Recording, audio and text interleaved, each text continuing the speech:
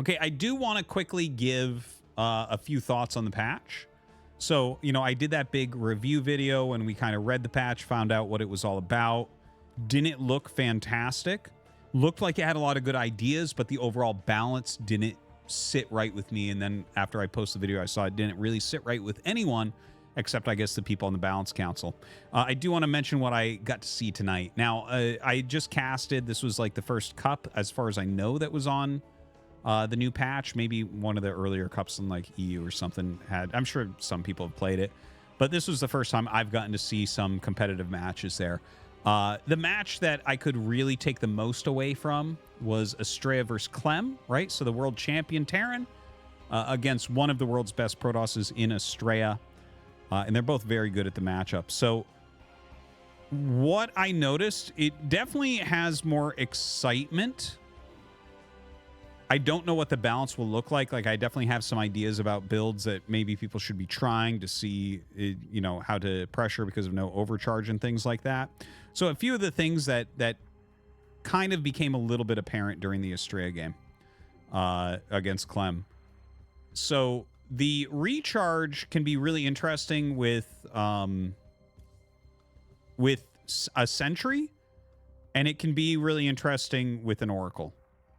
The Oracle felt like more of a PvP move. I definitely, in Gerald versus Astrea, we saw some of that. But the Sentry, the most interesting things that I saw tonight was recharging a Sentry immediately, scouting with the hallucinated Phoenix right away, and tracking things. So he did this as well in a PvP against Gerald, but specifically against Clem, he kind of tracked the medevac that was coming with 2 mines.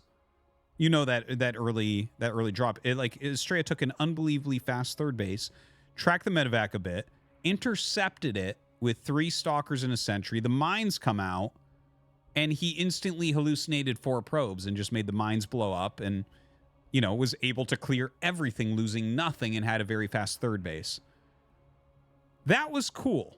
That was very cool. I liked those interactions. That's so much more interesting than something like an overcharge. So that aspect of it was neat. And obviously without the extra energy, you couldn't play it quite like that. You couldn't. You could get the 1 hallucination out, but you couldn't do a second one. And it, you know, it feels like he could end up doing 3 here pretty easily. So that part is neat. It feels also like it's much more likely that you're going to have to go High Templar base defense. When you think about it, right, Kader and Amulet, one of the most broken things ever. If you have that and you warp in a High Templar, you automatically get a Storm because you start with 75 energy instead of 50.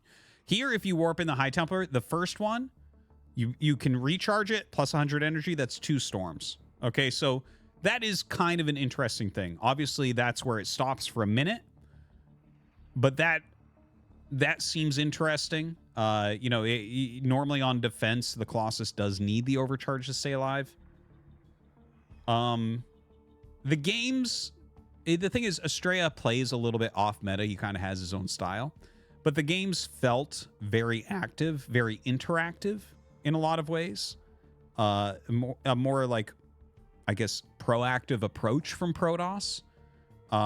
Being out and maneuvering a little bit and things like that. But in a way, I mean, yeah, you get the extra energy, so maybe you can hallucinate scout a little bit more. Maybe there's a little bit of size stormage that can happen or something during a defense. But this kind of felt a little bit to me like a Wizard of Oz moment where, because of the patch, it's like, well, you definitely can't just overcharge a battery and sit on Colossus to defend.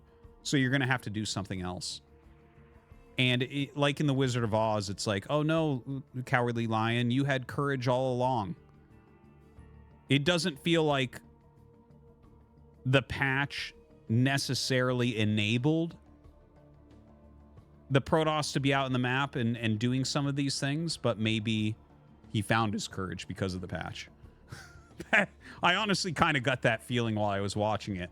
Sometimes that can happen. You patch things in a certain way and like people are forced to think outside of their normal parameters for something. So anyways, that was my first kind of impression.